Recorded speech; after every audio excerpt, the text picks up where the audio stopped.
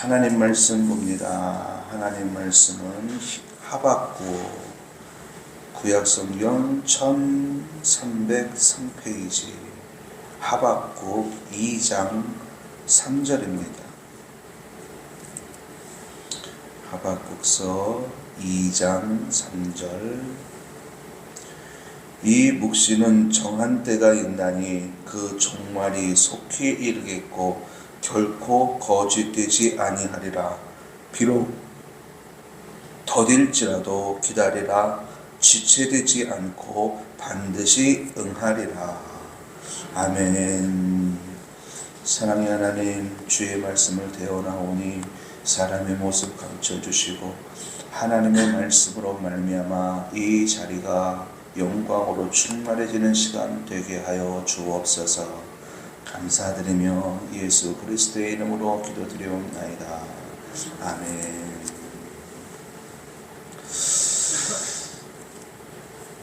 하나님께 예배드리기 위해서 여러분들 성전에 올라오셨습니다. 공평하신 하나님께서 여러분 각 심령 속에 그리고 각 가정 속에 그리고 생업 속에 큰 은혜를 부어주시리라 믿습니다. 그래야 공평하신 하나님인 거예요. 공평하신 하나님. 그 하나님이 여러분들과 함께하고 계시리라 믿습니다. 세상엔 사람들이 참 많습니다.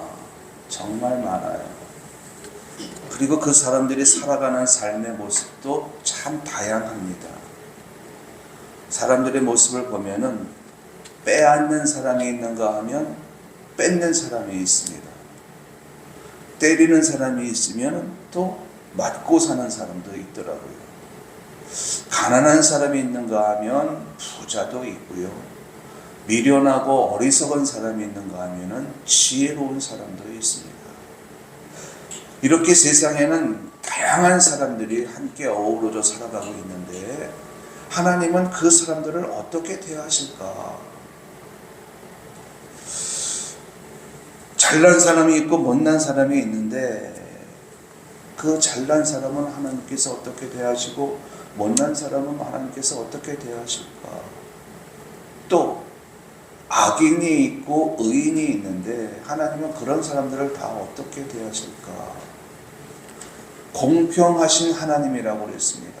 그렇다면 이 공평은 뭐가 공평일까? 이런 생각을 한 번쯤은 해보게 됩니다. 여러분,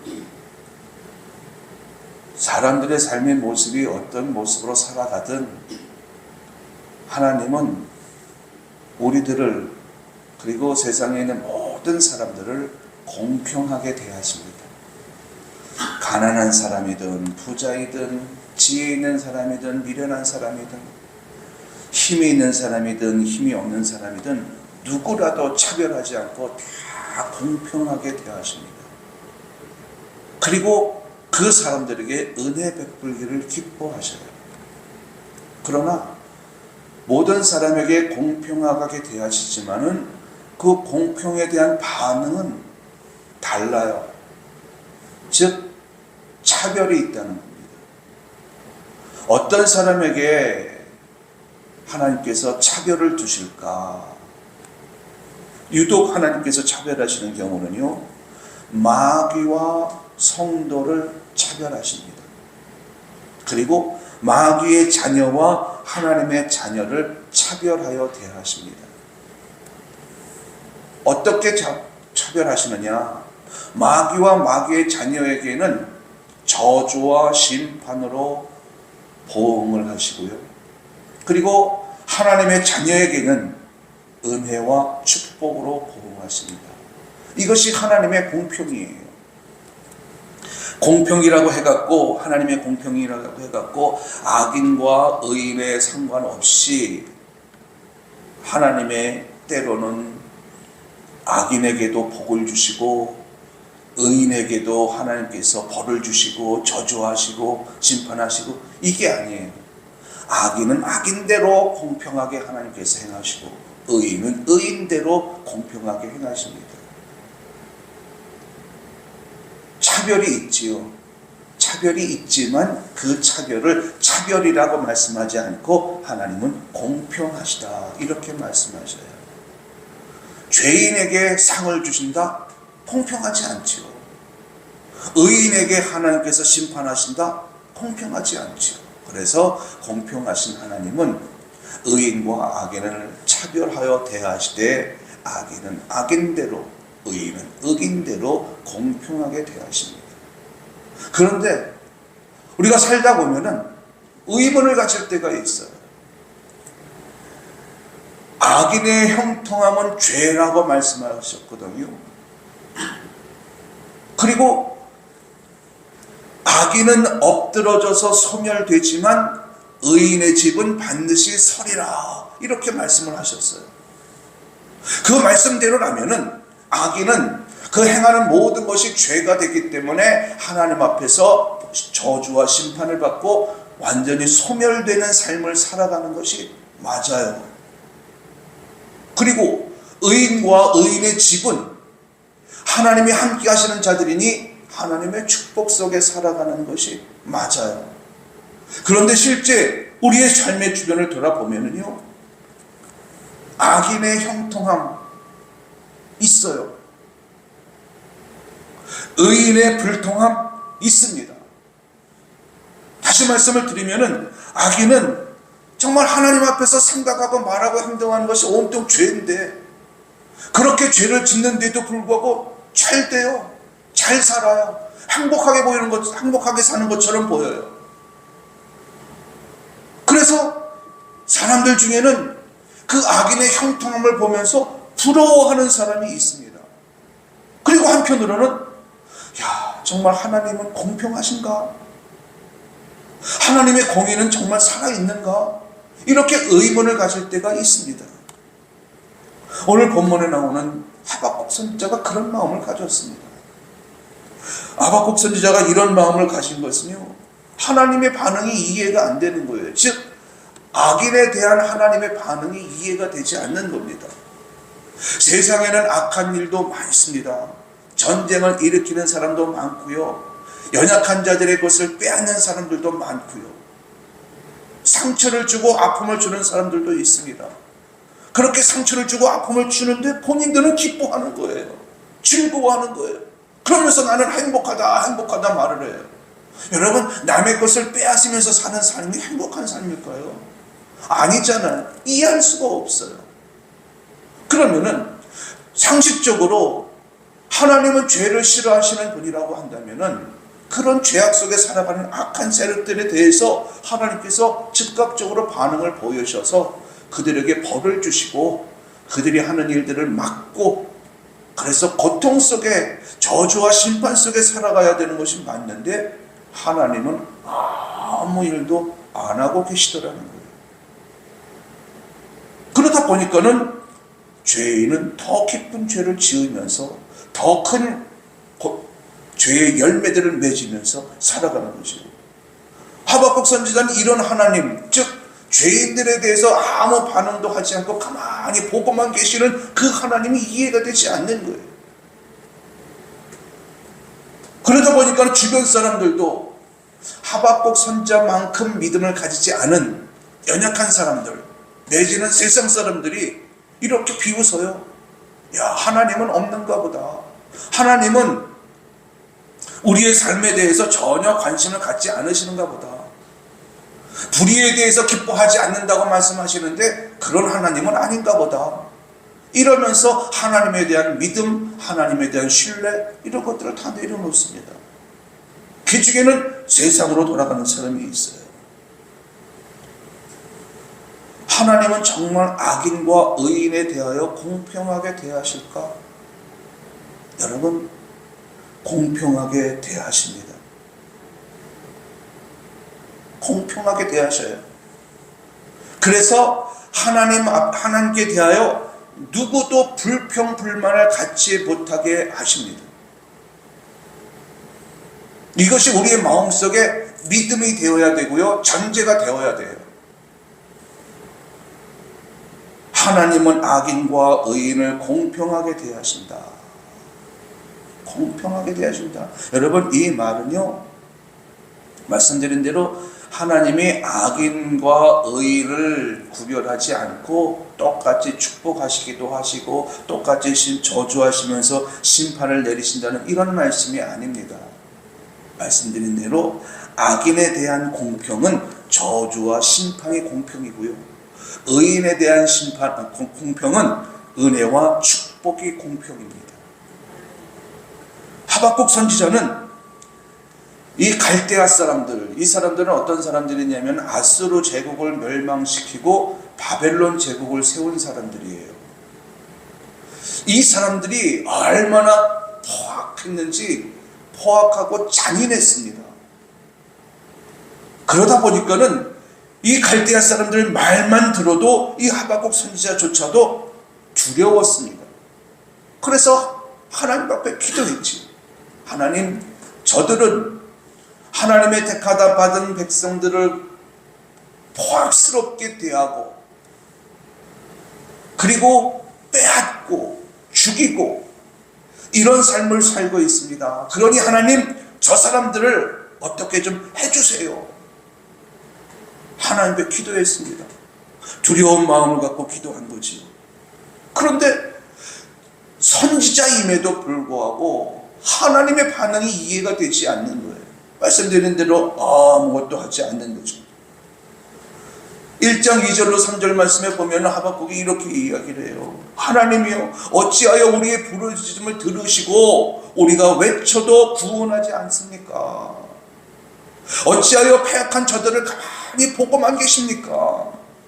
단식하듯 하나님 앞에 기도를 해요. 하나님이 공평하지 않다는 거죠. 즉각적으로 저들을 멸해야 되는데, 여러분, 다시 한번 말씀을 드려요. 우리 하나님은 악인이나 의인이나 공평하게 대하십니다. 즉, 악인에게는 하나님의 진노에 의한 심판, 그리고 의인에게는 하나님의 기쁨으로 말미암은 은혜와 축복을 우리에게 베푸십니다. 이것이 하나님의 공평이에요. 공평.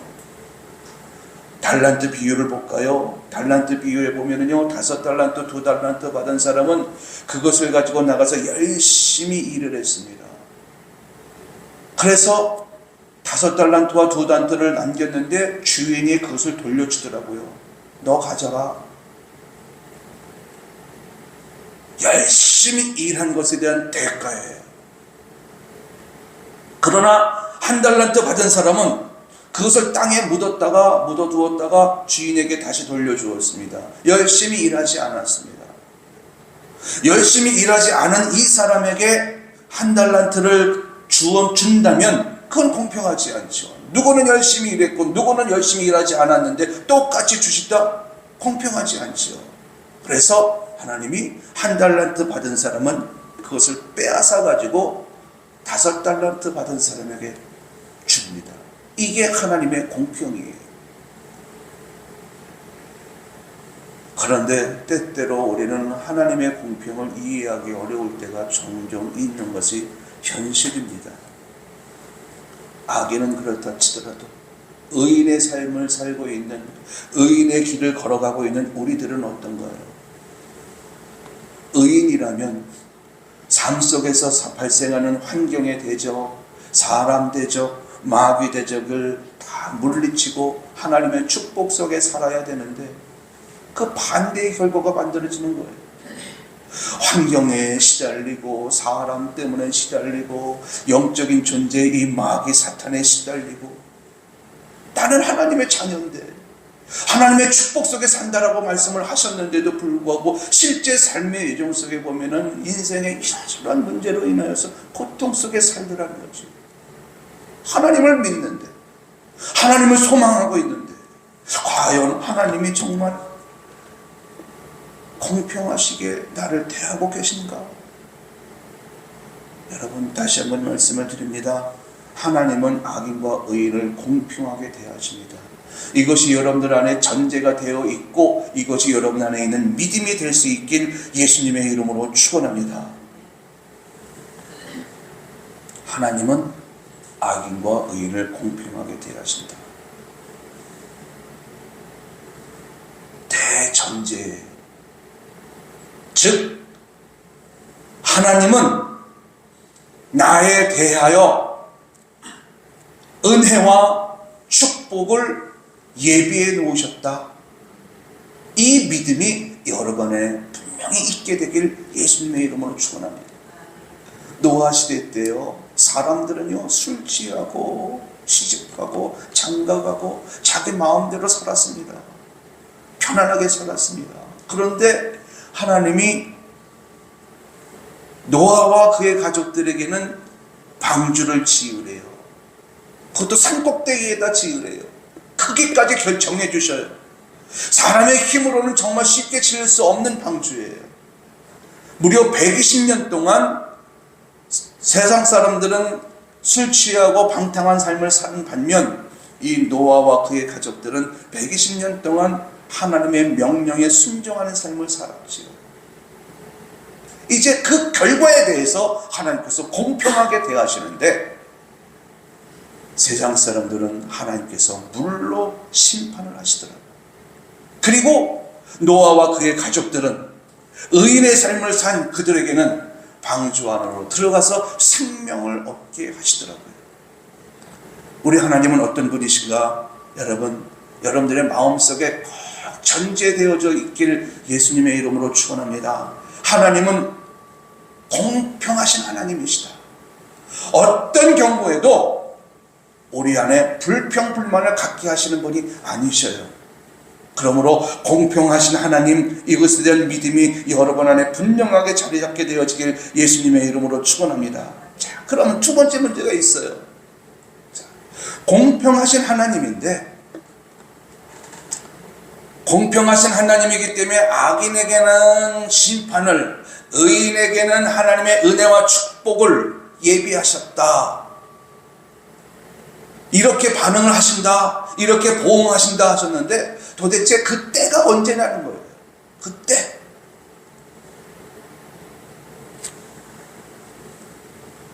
하박국 선지자가 하나님께 갈대아 사람들의 패역과 강포를 보면서 질문하듯 기도했을 때의 그의 마음속에는 즉각적인 하나님의 반응을 구했을 거예요. 또 그런 마음이었을 겁니다. 왜? 삶이 너무너무 고통스럽거든요. 저 갈대아 사람들 때문에 너무 힘들거든요. 그러니까 빨리 즉각적으로 하나님이 뭔가를 좀 해주셔야 돼요. 그렇지 않으면 내가 죽을 것 같은 거예요. 그래서 하나님 앞에 기도했지요. 설렁설렁 기도했을까요? 고통이 컸기 때문에 그렇게 기도하지 않았을 거예요. 간절히 기도했을 겁니다. 소리 지르면서 부르짖으며 기도했을 겁니다. 하나님, 즉각적으로 저들을 심판하여 주시옵소서. 내가 저들 때문에 못 살겠습니다. 너무 괴롭습니다. 하나님, 빨리. 하나님은 공의의 하나님이시지 않습니까?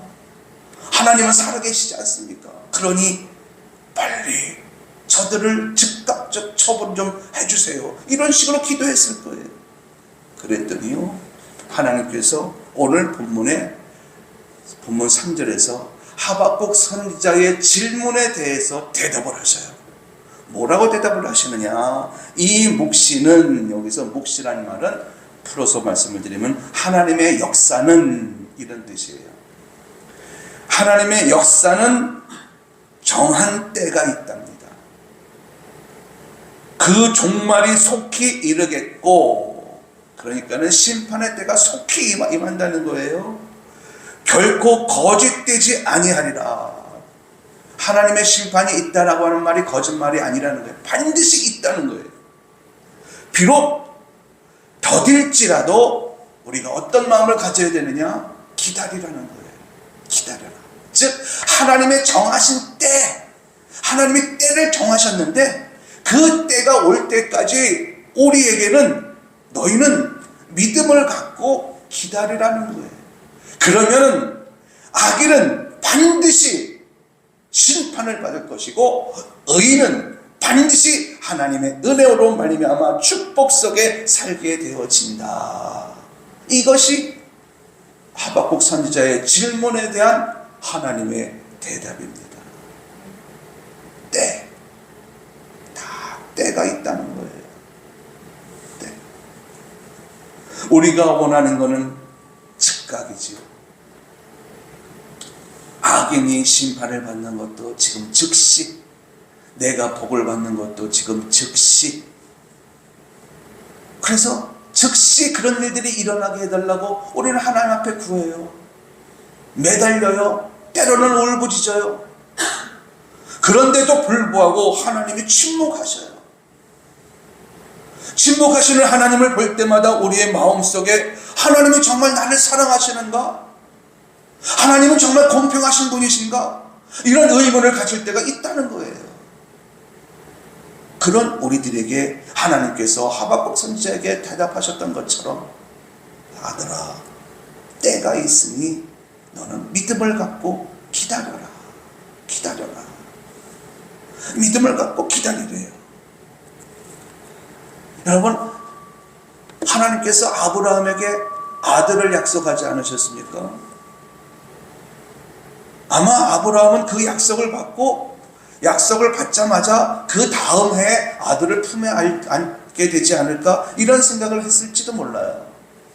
아마 그런 생각했겠지. 그런데 25년이라는 세월이 지나간 후에 그에게 아들을 주셨습니다. 그러니까는 하나님이 정하신 때가 있었던 거지. 그러나 아브라함은 그 하나님이 정하신 때가 언제인지 모르다 보니까는 흔들려요. 하나님이 정말 나를 사랑하시는가? 하나님이 정말 나에게 아들을 주신다고 하신 말씀이 맞는 말씀인가? 하나님은 약속을 정말 지키시는 분이신가? 넘어져요. 흔들려요. 그래서 인간적인 방법도 동원하기도 해요. 그러나 중요한 것은 그 응답의 때는 나에게 기준이 있는 것이 아니라 하나님의 의사의 기준이 되어져 있음을 여러분 믿으시기 바랍니다. 하나님이 정하신 때가 있다는 거예요. 하나님이 정하신 때. 그러면 그 때까지 우리가 할 수 있는 일은 믿음을 갖고 기다리는 거예요. 그러면 여러분, 여기서 의문이 들어요. 악인에 대해서는 심판을 해야 되는데 왜 하나님께서 때를 정해주셨고, 의인에 대해서는 축복을 하셔야 되는데 왜 때를 정하셨을까? 이것은요, 악인이 하나님 앞에 변명하지 못하도록 그의 죄가 최고조에 이를 때까지 기다리시는 거예요. 그래서 심판하실 때에 핑계대지 못하도록. 그러면 의인을 축복하는 때를 정하신 이유는 뭘까? 우리에게 기쁨을 주는데 최고의 기쁨을 우리가 누리고 최고의 축복을 누리게 될 때까지, 그리고 주신 복을 내가 또 운영을 해야 되잖아요. 그 운영을 해서 더 큰 축복을 누릴 수 있는 실력이 키워질 때까지 하나님은 기다리시는 거예요.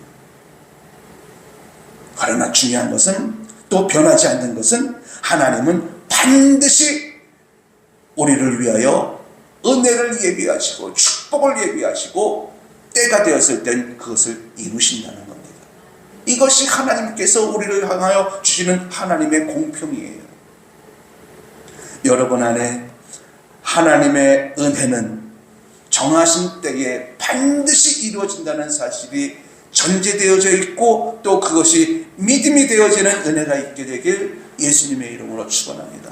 하나님은 여러분들과 함께 하시면서 여러분들을 위해서 여러분들의 인생길에 예비하신 은혜가 있어요. 그 은혜는 축복이 될 것이고 생명이 될 것이고 또 능력이 될 것입니다. 3살 먹은 아들이 있어요. 3살 먹은 아들이 아빠한테, 아빠, 내가 자동차를 운전하고 싶으니까 아빠 나에게 자동차를 사주세요. 자동차를 사주세요. 막 매달리는 거예요. 땡깡도 부려요. 그런다고 자동차를 사줄 아빠가 있습니까? 그런데 이 아들이 성인이 되어서 운전면허증을 취득하고 나면은 사주더라고요. 정한 때가 있는 거지. 여러분들은 의인입니다. 하나님의 자녀입니다. 하나님께서 여러분들을 믿음 안에서 살고자 하는 여러분들을 공평하게 대하실 겁니다. 그 공평은 여러분들에게는 은혜가 되고 그 공평은 여러분들에게 축복입니다. 그 은혜와 축복이 언제 이루어질 것인가? 하나님이 정하신 때가 있어요. 그 때가 이를 때까지 여러분 소망을 갖고 하루하루를 기쁨과 감사로 살아가는 여러분들이 될 수 있길 예수님의 이름으로 축원합니다. 정한 때가 있다. 하나님은 공평하신 분, 그리고 하나님의 은혜는 정한 때에 내게 임한다. 그러면 그 은혜, 그 축복은 어떤 모습으로 우리에게 부어질까? 악인에게는 심판을 하신다고 했는데 그 악인에게는 어떤 방법으로 심판을 하시고, 의인은 은혜를 베푸신다고 했는데 어떤 방법으로 은혜를 베푸실까? 여러분, 만 가지로 진노가 임하고 심판이 임하고요, 만 가지로 하나님의 은혜가 임합니다. 갈대아 사람들이 포악했어요. 사람들을 잡아 죽이고요, 여자들에게 못된 짓을 하고요, 재산을 빼앗고요, 어린 아기들을 포로로 끌려가고요, 이렇게 포악하고 못된 짓을 했는데, 이에 대해서 하나님께서 이제 진노하시는 장면이 나오는데 2장 9절입니다. 2장 9절, 12절, 15절, 19절에 반복되어져서 나오는 말이 있습니다. 화 있을진저, 이 말을 반복해서 해요. 그러면서 저주를 하시고 심판에 이르게 하실 것이다 라고 말을 합니다. 그러니까는 이 갈대아 사람들의 죄목을 조목조목 들추어내서 화 있을진저 이렇게 하면서 그들에게 심판하실 것을 말씀하시는 거죠. 보통 우리는 이 문제에 대해서 너희들은 온갖 죄를 지었으니 내가 너희를 심판하겠다, 이렇게 간단하게 말씀하실 수도 있습니다. 그냥 온갖 죄라는 말로 통틀어서 이야기할 수도 있습니다. 그런데 이 갈대아 사람들에게 그렇게 하지 아니하시고요, 9절 이하를 보니까는요, 너희들은 술을 마시고 술을 취하고 술을 즐기니 내가 진멸하겠다. 너희들은 괴율이 가득하고 나쁜 생각을 항상 하고 있으니 내가 진멸하겠다. 너희들은 욕심이 많으니 진멸할 것이고, 너희들은 탐심이 많으니 내가 너희를 진멸할 것이고, 너희들은 부당이들을 취했으니 진멸할 것이고, 피를 많이 흘렸으니 진멸할 것이고, 이웃에게 술을 마시게 했으니 진멸할 것이고, 이렇게 그들의 죄목들을 하나하나씩 다 열거해요. 이것은요, 만 가지, 그들의 큰 죄 통틀어서 한 가지 죄이지만은 만 가지로 심판하셔서 완벽하게, 완전하게, 남김없이 진멸해 버리겠다는 뜻입니다.